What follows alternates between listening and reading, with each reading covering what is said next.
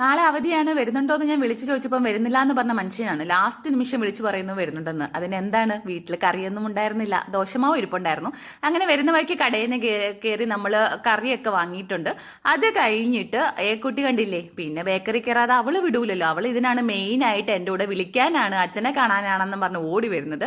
അങ്ങനെ ആൾ ഐസ്ക്രീം ഒക്കെ കൈക്കലാക്കിയിട്ടുണ്ട്. അത് കഴിഞ്ഞ് വീട്ടിൽ ചെന്നപ്പോഴോ TV കാണരുത് പഠിക്കാൻ ഇരുത്തിയിട്ട് പോയ പുത്രനാണ് TV കണ്ടിട്ട് കള്ളം പറയുകയാണ് കിടന്നുറങ്ങിപ്പോയെന്ന്. അവൻ്റെ അഭിനയം സൂപ്പറാണ്. അത് കഴിഞ്ഞിട്ട് ഞാൻ ഏക്കുട്ടിയുടെ ഒന്ന് ടേസ്റ്റ് വാങ്ങാൻ വേണ്ടി മേടിച്ചതാണ്. എൻ്റെ കഷ്ടകാലത്തിന് എൻ്റെ മേളത്തെ പോർഷൻ ഒന്ന് ഇളകി വന്നിട്ടുണ്ട്. പിന്നെ അതേപടി ഫിറ്റ് ചെയ്ത് ഞാൻ തിരിച്ചു കൊടുത്തിട്ടുണ്ട്. വെറുതെ ഒരു ഇഷ്യൂസ് ഉണ്ടാക്കുന്നത്. അത് കഴിഞ്ഞ് ദോശ ചുടാൻ വേണ്ടി കയറിയതാണ്. അങ്ങനെ നൈസ് ദോശ മതിയെന്നും പറഞ്ഞ് ഞാൻ ചുട്ടതാണ്.